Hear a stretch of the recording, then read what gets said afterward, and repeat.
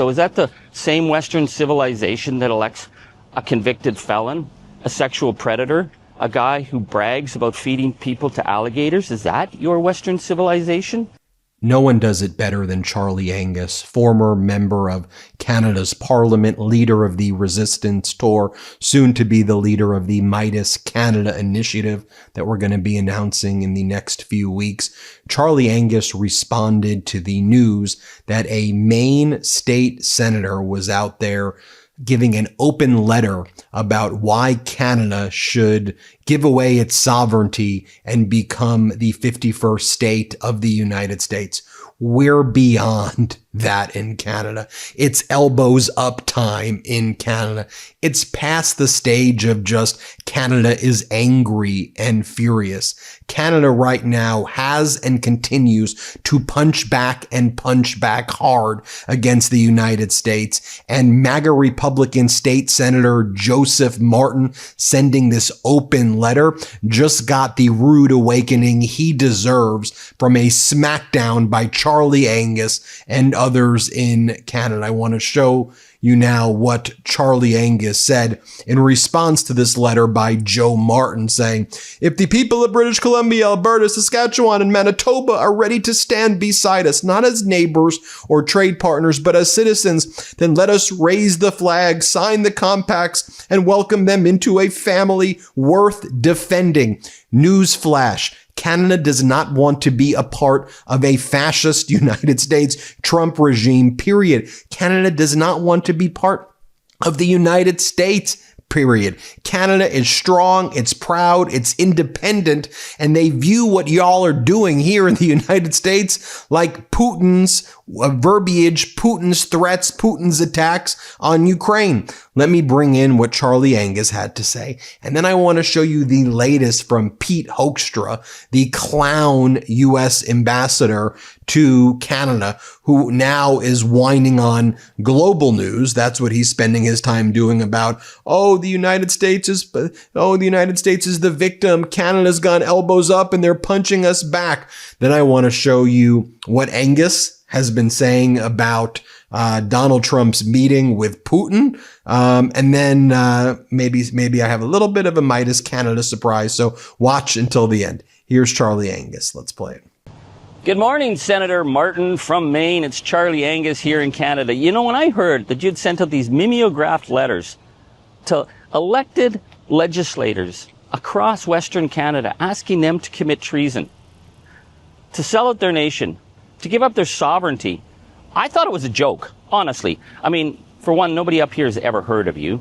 So I had to look you up, and I learned, you represent Maine. That's that piece of ground that's below the beautiful provinces of New Brunswick and Quebec. Now, in saying that, I know I'm being a little mean to Maine, but heck, you guys voted for him, so I hope you don't mind if I put a little bit of shoulder into your chin. So I was thinking, okay, who is this guy? And what's his offer for getting people to sell out their country? So I looked up your letter, and what did you say? You said, well, the United States has the values of Western civilization. So is that the same Western civilization that elects a convicted felon, a sexual predator, a guy who brags about feeding people to alligators? Is that your Western civilization? You say that this is a nation under the Constitution. So is that the same Constitution that makes it possible for guys in masks to kidnap people off the streets? Or the president to send the National Guard against unarmed civilians in American cities? Is that your Constitution? Then, of course, you have to say that you're a nation under Christian values. You know, I like Jesus. I sure don't like this American guy called Jesus, because when I was hungry, you fed me. When I was homeless, you gave me a bed. And when I was in prison, you came and comforted me. And you haven't done any of that, have you, Senator? Because your idea of a Bible is some schlocky gold lame stick sold by your president along with his crypto memes. That's your values. So let me just give you a quick lesson in Canada. Number one, we believe in diversity, equity, and inclusion because our diversity makes us stronger. You talk about a melting pot. Yeah, well, shit floats, and we've seen that.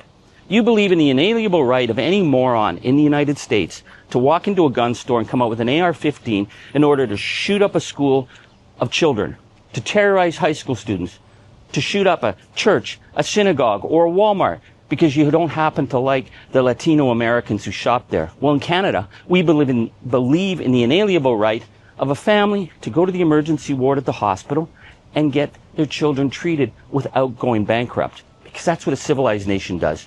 We believe in democracy, where it's one person, one vote, where elections are not decided by dark money, by super PACs, and by the oligarchs. And you know, we don't get a lot of things right here, but we're working on it, because we believe at the end of the day that the economy shouldn't just favor the 1%. It should ensure that we have diversity of opportunity. Now that's something you totally suck at, Senator, and I'm not being mean. I looked up Maine. You have like some of the worst job numbers in the United States. You have some of the lowest wages. I would think that a new senator would have spent his time making sure that we've got jobs where you are. But no, what you're doing is picking fights with a neighbor that you're dependent upon. Because the other thing I've noticed, Senator, is that the tourism dollars in Maine have collapsed. This is the worst year ever in Maine for tourism. And why is that? Because of idiots like you insulting our nation, insulting our people, belittling us. And you think we're going to come across the border and suck up to you? It ain't going to happen. So here's the thing, Senator. There are a million places the Canadians will go spend their money. And Maine isn't one of them, because they elected a moron like you. So we're going to do our part, Senator, to make sure that nobody spends money in Maine and nobody spends money in the United States of Donald Trump, as long as you are a nation that allows people to be kidnapped off the streets, as long as you are a nation that insults your neighbors and sucks up to gangsters like Vladimir Putin. Because in Canada, we are a nation of inclusion, a nation that's multicultural, a nation that supports linguistic duality, a nation that is based on the lands that we live on, which belong to the indigenous people, and we are all going to work that out together as a nation, because we respect each other. But we don't respect you, Senator, we don't respect MAGA, and we don't respect the criminal that you work for. In Canada, we will remain true, north, strong, and free, and we will always be that. Goodbye, Senator. Told you, I mean, powerful. Boom, boom, boom.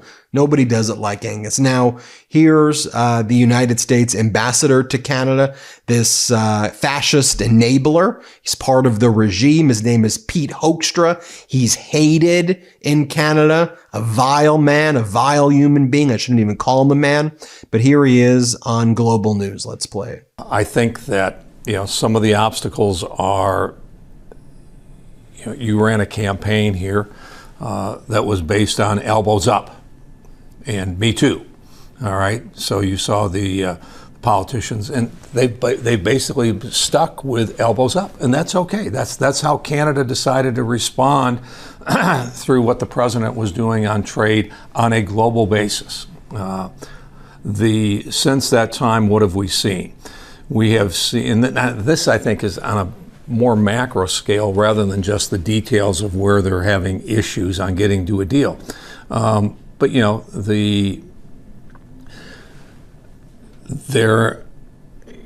Canada's indicated, hey, this is our opportunity to rethink how we do trade globally, who our trading partners are going to be. We got to can we reach out to Europe? Can we reach out to Asia?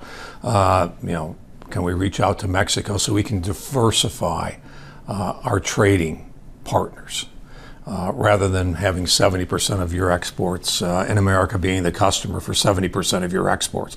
We want to change that. So Canada's working through that process, trying to figure out exactly how that looks.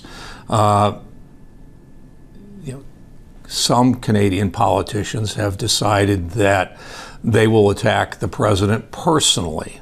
They will attack people on his economic team, his negotiating team. They will attack them personally, not on the policy, but them personally. Again, that is a Canadian decision. All we do is respond to it.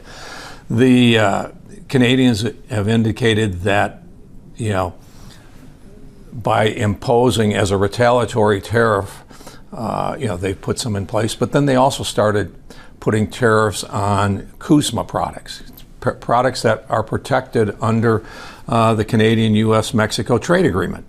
We haven't done that, but Canada has decided that, that's fair game. We will, call into question CUSMA. Again, that is a Canadian decision. You can do that.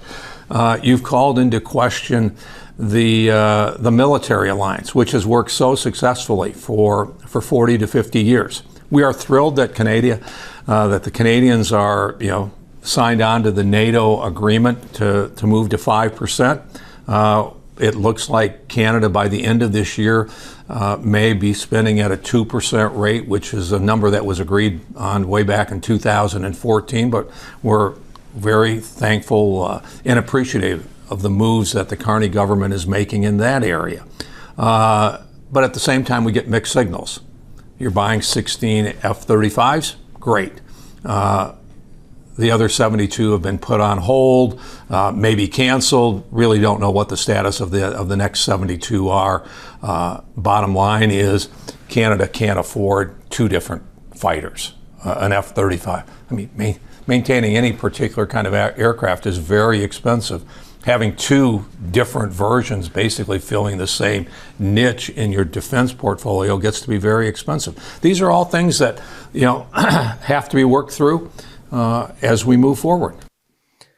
That's like one of the tactics of these sociopaths, these Trumpers, these losers, right? They want to talk a big game and act tough. Then you punch them back and they're like, oh my gosh, you're punching me. I'm so unfair. Canada's being mean. Y'all started the fire. Okay, y'all started it. Do you notice it's like what they do with the unlawful gerrymandering also? Like they're like, let's do a redistricting and let's gerrymander and rig the midterm elections. Then Governor Newsom stands up in California like, oh my God, that's so illegal. That's unlawful. How could you do this? That's so unfair. Wah, wah, wah, wah, wah. And they whine, relentless whining. Y'all talked. I mean, MAGA, you were the ones who led this taking away Canada's sovereignty. 51st state. Then Canada punched you back and said, 51st state our ass. we're going gloves off. We're going elbows up and we're fighting right now. We're fighting back. And then America's like, oh my gosh, how could you do this? Canada's being too aggressive. Treat Canada with dignity. Stop the 51st state stuff. Back the hell off. And then, I think it's irreparably damaged at this point, but maybe that's what you should have done, freaking sociopaths, Putin bootlickers. All right, as frequent viewers of the MeidasTouch Network know, I'm a huge fan of our partners at Chapter who help seniors select the best Medicare plans for their specific situation. They've helped many of our viewers of this channel save money and get better medical care. One regular viewer named Kevin in Florida was struggling with high out-of-pocket costs due to his pre-existing conditions. Chapter helped him enroll in a plan that saves him, get this, $2,100 a year. They saved another MeidasTouch fan, Steven, hundreds a month by finding a better plan that covered his dialysis treatment. And the best part, it's totally free. You just give them a call at 82-Medicare and they'll see if you're in the best plan for your individual needs. If so, they'll let you know. If not, they'll help you find and enroll in something better. It's easy and it's quick. They can review your options in less than 20 minutes. So if you're turning 65 or already on Medicare, but not sure if your plan has the best offer for you, call them today at 82-Medicare and share your experience in the comments below. That's 82-Medicare. And you can see what all our fans are raving about. It's Chapter 82-Medicare. Here's Charlie Angus right here, giving an incredible historical context of this meeting between Trump and Putin that took place in Alaska. Here, watch this. Today, I want to talk about the decision by Donald Trump to invite Vladimir Putin to Alaska to talk about bringing an end to the horrific violence in Ukraine. This isn't the first time that Donald Trump has stepped up on the global stage and said that he'll be the deal maker. In fact, didn't he say he was going to end the war in Ukraine on day one? But what Donald Trump has done again and again is try and set these stages up so he can look like he's a deal maker with the other big gangster oligarch of the planet, Vladimir Putin. And every single time, Donald Trump ends up looking like Vladimir Putin's patsy, and there's no secret as to why that is. But the reason he's not bringing peace to Ukraine is because he continues to denigrate the Ukrainian people. He doesn't believe in Ukraine as an independent nation because Donald Trump doesn't believe in democracy. Donald Trump will kiss up to Vladimir Putin while attacking President Zelenskyy, who has been an incredible leader on the global stage. We saw the horrific way he treated Zelenskyy in Washington. He continues to insult the Ukrainian resistance while doing everything he can to undermine them, which is causing horrific casualties right now from the failure of the United States to stand up against gangsters. The reason I want to talk about this today, though, is that the decision by Donald Trump to invite Vladimir Putin onto American soil is that he's inviting an indicted war criminal, and we have to keep that issue front and center.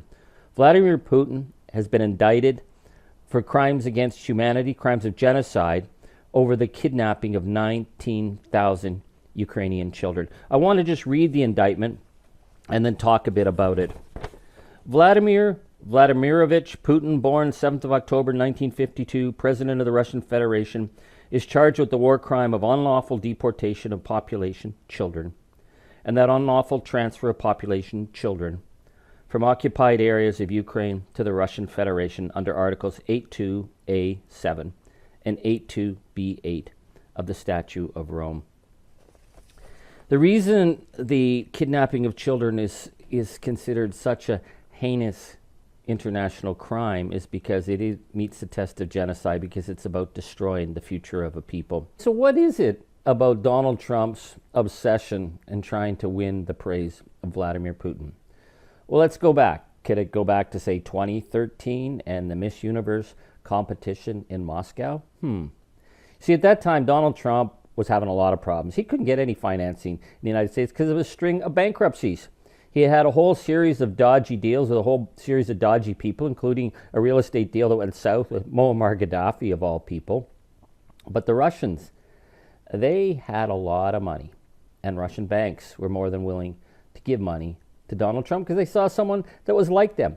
You see, Russia at this time had ceased being a fledgling democracy and had gone under the control of the larcenous oligarchs and Vladimir Putin's strongman.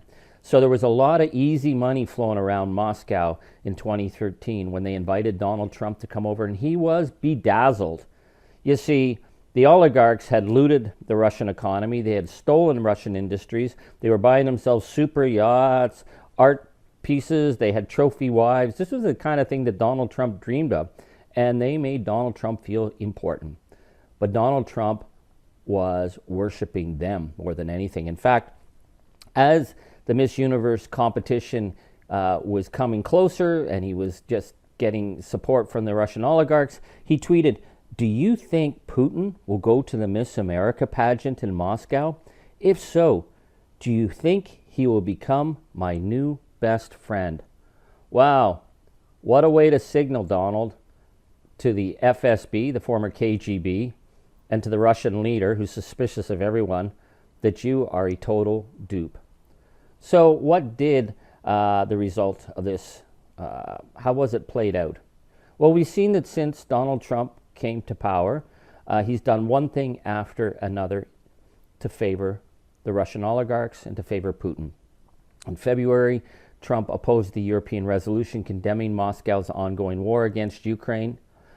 He voted against his NATO allies in this attack on Ukrainian sovereignty, and he was supported only by Russia, Belarus, and North Korea. He then attacked Canada's proposal, where we wanted to go after the shadow fleet of oil tankers that were avoiding the sanctions ban. In February, the United States vetoed Canada's proposal to establish a task force to monitor sanction breaches by Russia. Attorney General Pam Bondi disbanded the program aimed at seizing the assets of Russian oligarchs. They actually then shut down FBI and other investigations of cyber attacks against the American people by the Russian state. In fact, Donald Trump jumped up to defend these attacks on the American institutions by blaming the so-called lamestream media. And of course, it all goes back to 2016 and the role that Russia played and Putin played in securing the White House for for Donald Trump. Now, there's been a lot of investigations into how the Russians used online disinformation and how they were able to upend online forums and disinformation, a pattern that, of course, was repeated at the Brexit campaign just a few years later. But the Donald Trump 2016 election was where we were shown how easy it is to upend democracy. And one of those key players in that was a guy named Yevgeny Viktorovich Prigozhin. Now, Prigozhin is a very dark figure. Okay, this guy was a street thug. He went to jail for a long time for a vicious assault on a woman on the streets of Moscow in order to steal her earrings. When he got out, he set up a hot dog stand, and that's where he met Putin or the oligarchs, and then he became known as the chef to the oligarchs. Yeah, the hot dog stand maker.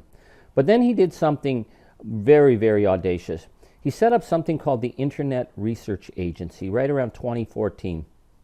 And their focus was sending disinformation into Europe and the United States. And in the United States, boy, they found a nation of suckers. Because what Prigozhin did was he didn't just send in disinformation and Russian bought propaganda.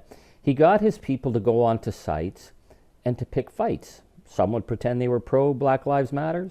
Others would be anti-pro-Black Lives Matter. Some would be Christian nationalists. Some would be atheists. Some would be pro-Hillary. Some would be pro-Bernie.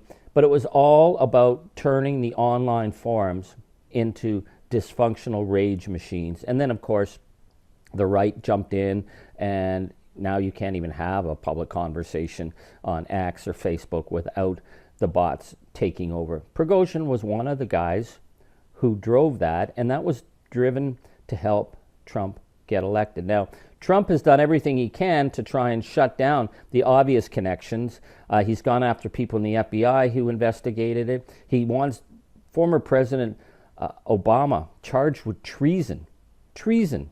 A former president for having the nerve to actually investigate whether or not America's democracy was undermined by a foreign power. Now, Prigozhin became the head of the Wagner Group, and the Wagner Group were a gang of vicious mercenaries known for horrific crimes against civilians in Africa. That made the perfect gang for Vladimir Putin to send him into Ukraine, where Wagner was involved in horrific violence, horrific killings, massive allegations of crimes against civilians and against prisoners of war. Prigozhin then, well, you know, he got into a fight with Putin, said he was going to bring the mercenary army up to Moscow, and then lo and behold, his plane crashed mysteriously and Prigozhin was out of the picture. But the war crimes remained. I say all this because we need to know what we're dealing with in Donald Trump. We're dealing with a man who doesn't believe that Ukraine has a right to exist. And he doesn't believe that Canada has a right to exist. He has defended Putin's attacks on an independent nation as being a sign of savvy genius, as he claims that Canada's border can be arbitrarily rewritten. And I say this because it falls to Canada to speak up, because the Americans see us in the same light that they see Ukraine. In fact, Howard Lutnick, when he was ranting that Canadians weren't being grateful for the abuse of our nation and the attacks on our economy, said that we had to stop acting like Ukraine. That's how the Americans see us. So yes, we are acting like Ukraine. Ukraine is defending their territory, but it's getting harder and harder because the ongoing interference by Donald Trump on behalf of Vladimir Putin. And Donald Trump has the same belief that Canada doesn't have a right to exist. All right, now you watched until the end. So, Midas Canada, coming soon. Charlie Angus is going to be leading it. Charlie Angus is going to be announcing a number of speaking engagements that are going to be taking place in Canada as part of the Resistance Tour and Midas Canada. Tell us where in Canada you want us to be, because I want to see those crowds in Canada turn up. I want these events to be joyous as we bring together an international pro-democracy community. I want them to be fun, but I also want them to be fierce. I want to send a message about Midas Canada, about democracy, unity internationally. There's nobody who I'd rather do this with Charlie Angus I'm honored to be able to do this with him. We'll be announcing more of that soon. Let us know where you want us to go. What venues do you want us to be at? Put in the comments below. Are you excited to show up for these speeches? Who do you want to see from Midas there? What speakers do you want to see there? Let us know. Hit subscribe. Let's get to 6 million. Can't get enough Midas? Check out the Midas Plus Substack for ad-free articles, reports, podcasts, daily recaps from Ron Filipkowski, and more. Sign up for free now at MeidasPlus.com.